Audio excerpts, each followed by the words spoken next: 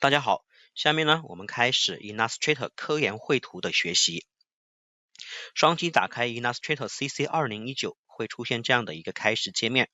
我们单击新建单击新建，或者在文件里面新建，或者说使用快捷键 Ctrl 加上 M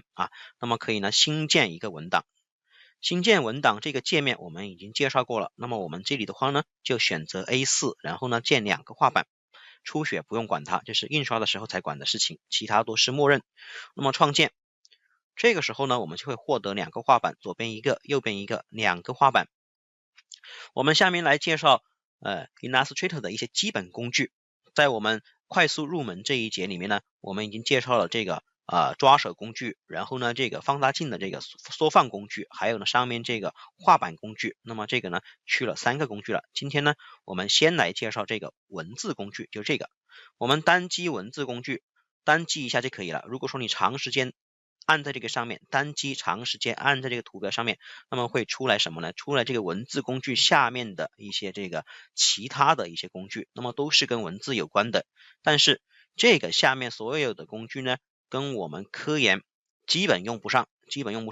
这个直排文字工具呢用得上，但是呢也很好理解，跟 Word 里面是一样的那么我们基本上只要用到第一个。那么下面我们开始进行这个工具的讲解。首先呢讲怎么输入文字，选择这个工具之后，在这个画板上面进行单击。那么这个时候呢你会发现我们什么都没有做，那么下面就出了一个黑底白字的一句词，叫做什么滚滚长江东逝水。这个的话呢是Illustrator 自己所默认的这样一个文字内容。什么意思呢？这跟我们去进行浏览器输入的一样，有些浏览器呢它会提醒你，会一个很浅的文字提醒你，那么可以输入一些什么东西那么这个地方我们不用管它，我们直接输入就行了，不用管这个滚滚长江东逝水，我们直接输入我们想要的文字就可以了。比如说张老师科研作图。好，那么这个文字呢就输入好了。输入好之后，我们对这个文字我还想再输入是吧？连续输入可以点其他地方，点一下。那么这个呢这个文字上确定了，我点一下，然后我再点一下，那么又是一次输入那么我可以把我的这个号给输上然后我在其他地方再点一下。好，你看这个没有光标闪了，这个文字层呢也算是输好了。那么再点一下，那又出来了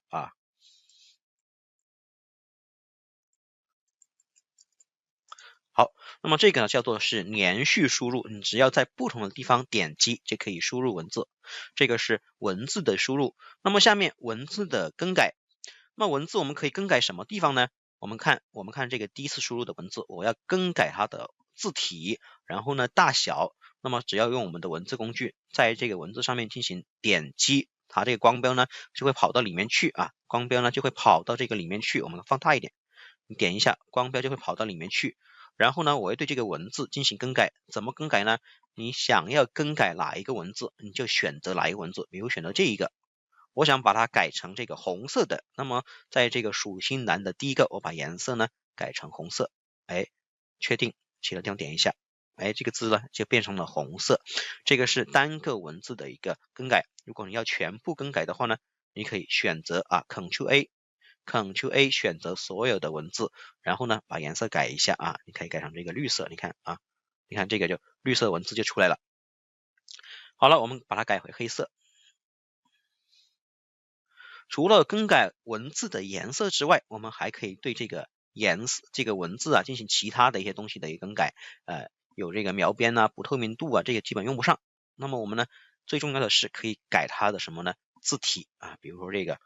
我想要的一个什么字体，我都可以进行更改，这个是我想要的一个字体。第二个呢是更改这个字号，这个文字的字体的一个大小，你看我可以大一点小一点，这个是基本的一个操作。那么这里面有一个经验值，应该什么样的经验值呢？就是我们在科研绘图跟作图里面我们的这个字号就是文字的大小一般呢是6到12个 PT，6到12个 PT，那么10个 PT 左右用的比较多啊，10个 PT 左右用的比较多。那么当然也有12个 PT 的，这个的话呢，完全去看这个投稿须知啊，看这个 SCI 的一个投稿须知，看它要求多少号的一个字体，那么我们就去更改。当然我们这里呢，为了这个演示起来方便啊，字号呢我们可以把它调大一点啊，可以调大一点。好，这个是关于文字的输入以及更改。那么输入完了之后，这个文字我还想在下面再输一行，那么我们可以呢光标移动到末尾，然后用这个回车键换行，换行之后呢，我们可以呢进行这个其他的一个输入。好了，输入完了之后呢，这个文字层或者说这个文字元素里面就会有2行，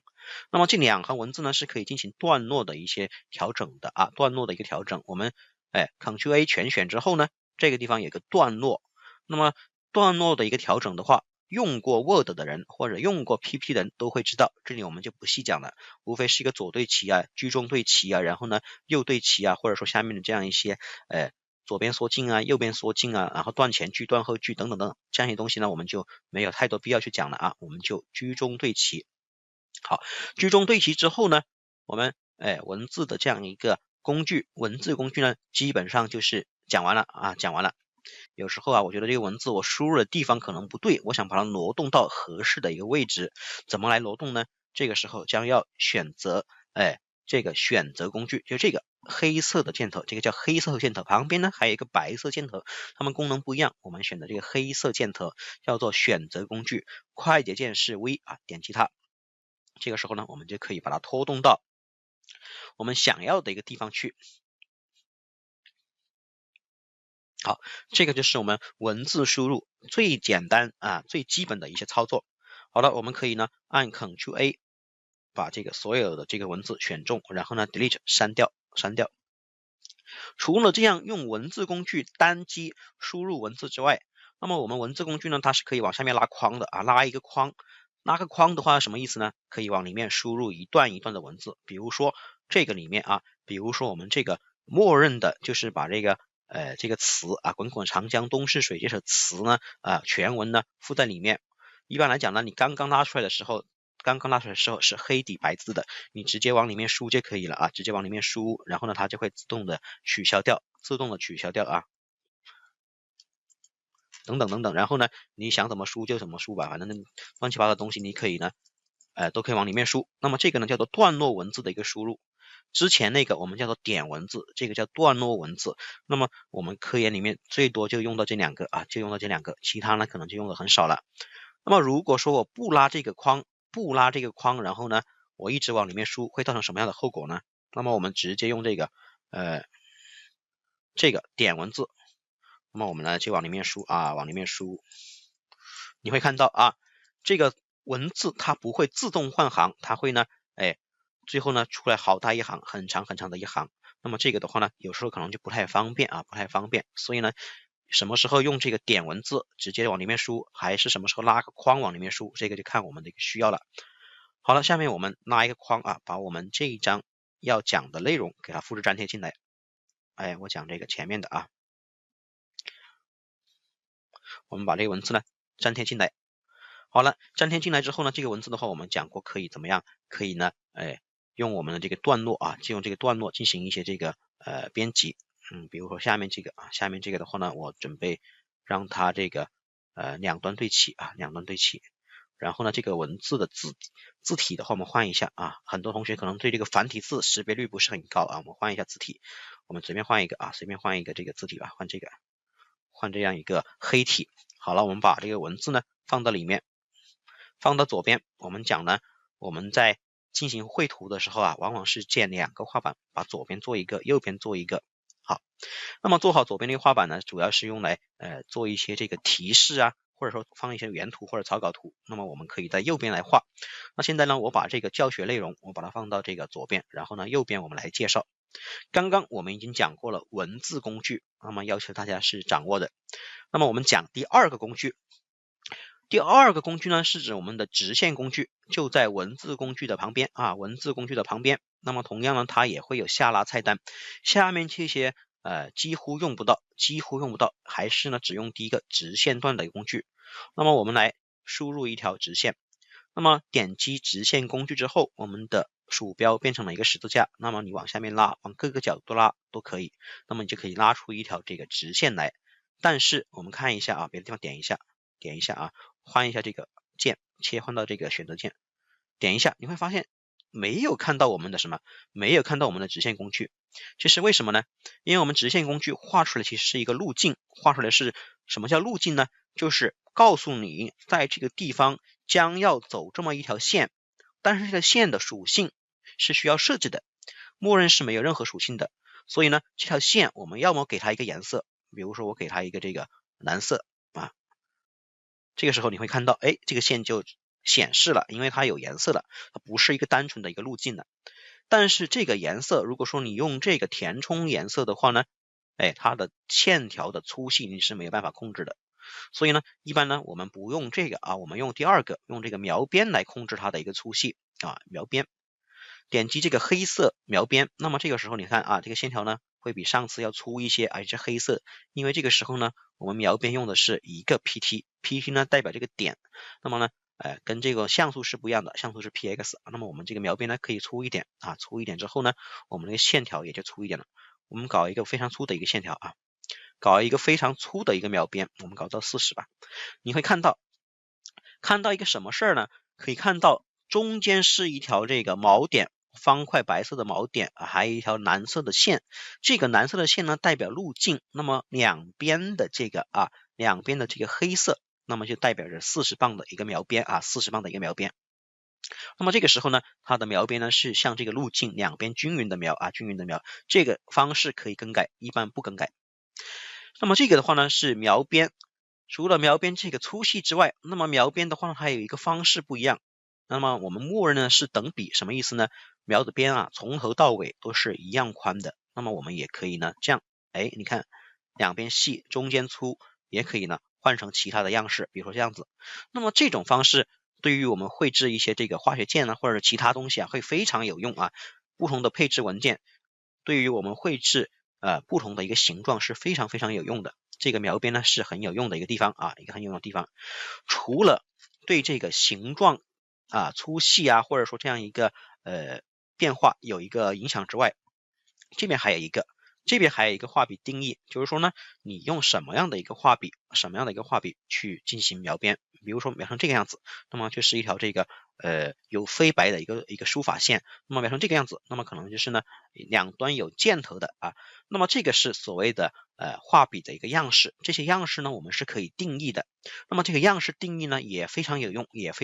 暂时呢我们不管它啊，那么你看这个是圆点。两边呢，这个地方变成了圆点啊，这个画笔样式呢也非常有用，是一个Illustrator 里面用的比较高的一个地方啊，频率比较高的一个地方，到时候我们再讲啊。当然呢，还有这个不透明度顾名思义就行了啊，那么这个呢很少用。好了，这个是关于这个直线工具它的一些基本操作。当然我们讲这个玩意儿，我们讲这个不就是说不是为了我们呢画一个这个线然后就不管它了啊，我们不是说画一个线就不管它了，我们呢画这个线固然在这个模式图里面用的还算比较多，但是呢用的更多的其实还不是这个玩意儿，不是这个单纯的一条线，我们把它画粗一点啊，不只是单纯的一条线，我们更多的是什么呢？我们更多的是要画一些箭头，箭头怎么画呢？那么我们画一条直线之后，上面这些属性呢就没有办法满足了，我们要在这边调出一个面板，这个面板呢就叫做描边的一个面板，这个3条线的描边的一个面板。那么很多人呢，他这个面板如果没有用过的时候是这么一个形式啊，你点开的时候呢是这样子，是一个隐藏的形式。那么呢，在这个图标里面，在右上角这个3个横线的图标里面单击它，然后显示选项，就是呢相当于把描边所有的可以操作的这个属性全部给拿出来了啊，那么我们把这个图案放大一点啊，我们来看一下这些属性，当然粗细的话就不讲了，还有端点，我们看一下端点，默认呢是第一个，那么换第二个，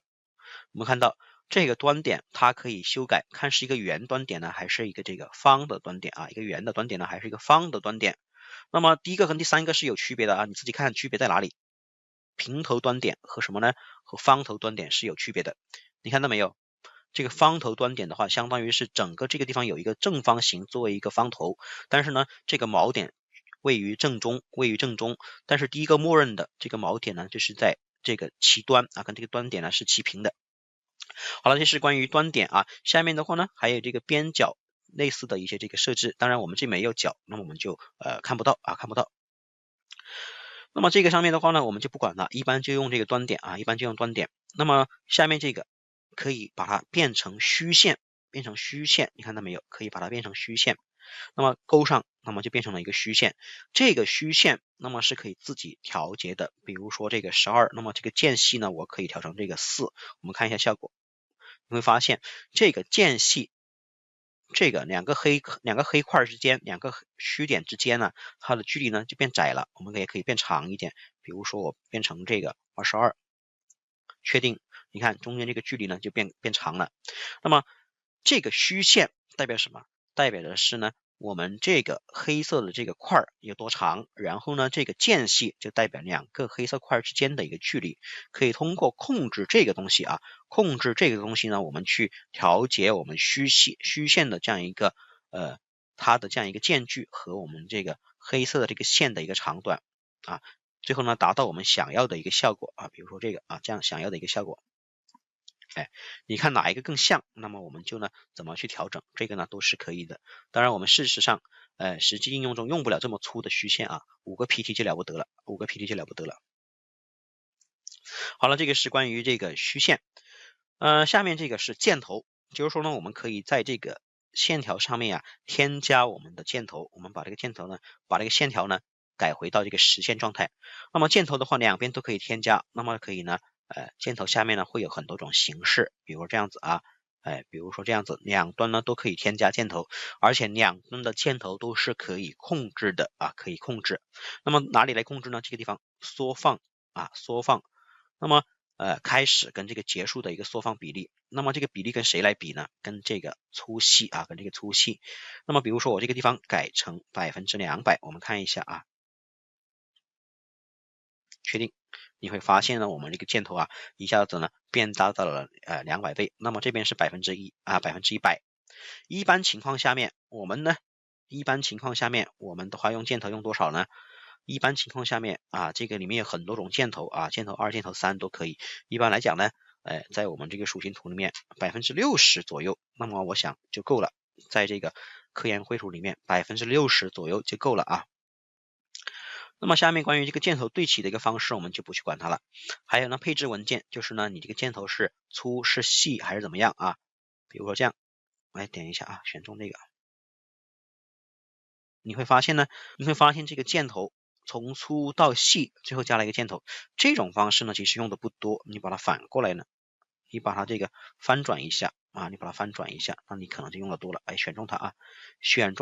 变这个效果。这种箭头我们用的多，就是说呢，开始是几乎没有的，然后慢慢变大变粗啊，最后呢变成这么粗。这种箭头呢我们用的多。当然这个的话呢，由于我们这个粗太细了，显示不出这种效果，我们放大一点。这种箭头呢我们用的多，你看从小到粗。那么这个呢就是关于我们箭头跟虚线的一些这个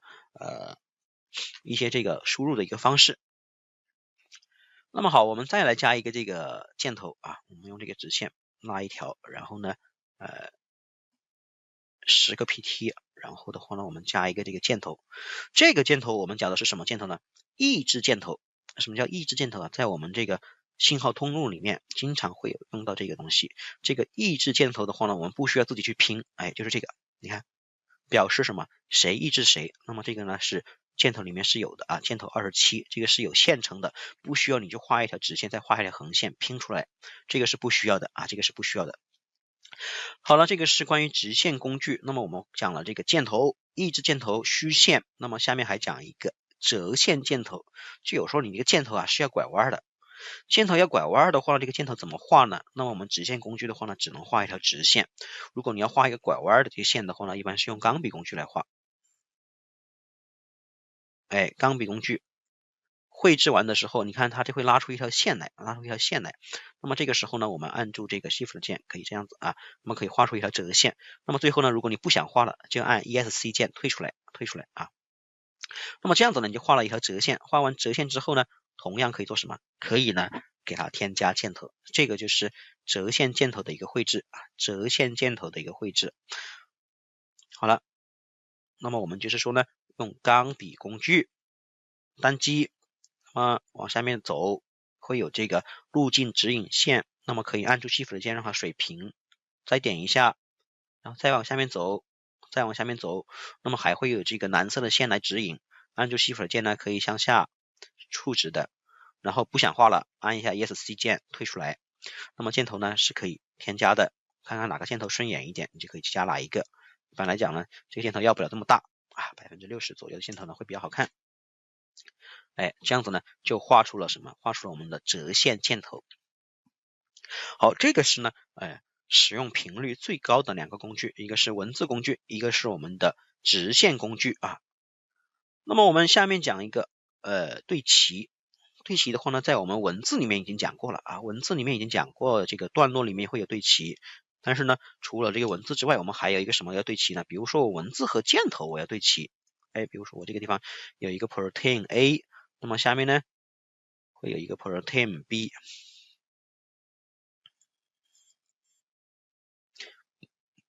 中间呢我会用一个箭头把它连起来啊，箭头把它连起来。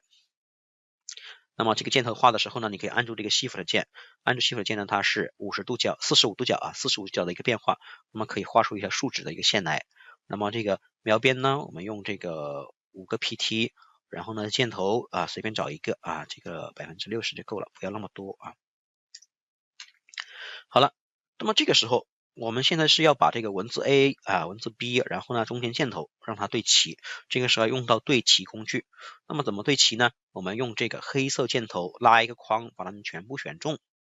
那么上面就会出来这个对齐工具了。看你怎么对齐。那么可以呢居中对齐，可以呢左对齐。这边的话呢用过 PPT 的就都会知道怎么弄，我们就不再细讲了啊。这个是关于对齐工具。好了，这个是在做这个示意图或者说呢这样一个流程图里面最常用的这个3个工具，文字、箭头再对齐，文字、箭头对齐。好了，讲完这3个工具之后，我们继续往下面讲啊，基本工具。我们讲这个矩形工具。矩形工具，那么在这个地方，在这个文字下面，默认呢是这个样子啊，是这个样子的，我是用过的。那么这个呢是矩形工具，顾名思义呢，我们可以呢拉出一个矩形来。这个矩形呢，它可以有填充各种颜色，也可以有这个描边缘啊，有这个描边，可以边缘呢可以更改不同的颜色。比如现在是一个红边，然后呢绿色填充的一个矩形啊，这个是一个矩形。那么我们呢可以看一下啊，等一下。可以看一下，那么这个是拉出来了一个矩形。这个矩形的话呢，我们是可以选择，可以做一些更改的。我们把它变成这个啊，变成这个选择工具。点击这个矩形之后呢，会发现它的锚点都出来了。除了这个4个角上面的8个锚点之外啊，8个锚点之外，就可以拉动它的一个大小。那么在这个内部这个地方还有一个圆的锚点，这个圆形锚点干什么用的呢？我们试一下。它可以做什么？它可以呢把这个矩形给变成圆角矩形啊，可以把这个矩形啊变成圆角矩形。那么这个角度圆多少，你可以自己去定义。那么这个时候呢就很方便了啊，就很方便了。比如说这个地方你画一个足球场，那么很容易就出来了啊。那么这个除了矩形可以变到圆角矩形之外，那么下面其实它自己有这个圆角矩形啊，其实有这个圆角矩形。那么你看一下啊，这个圆角矩形呢，它是可以呢，进行这样一个调整的。下面呢还有这个椭圆、多边形工具、星形工具、光晕工具。那么这个上面这3个啊，这上面3个用过 PPT 的，那么都会用了，这个我们就不多讲。那么多边形工具的话呢，选择这个多边形工具，那么单击不做任何事情，这个时候呢，我们可以呢对它的半径和边数进行一个精准控制。比如说我现在要输入一个3边形啊，就是这样子。那么单击，然后呢，你就可以进行一个设置5边形啊，这样子。那么如果说我不想这么单击去做，我直接就想输入也是可以的。选择这个多边形工具，直接拉，你看这个多边形就出来了。然后呢，你按住什么？按住这个键盘上面的上下键，键盘上的上下键可以更改这个边数，你看3边啊、3边、4边、5边、6边这样子去然后改完之后呢，你把这个这个鼠标一松然后就出来了，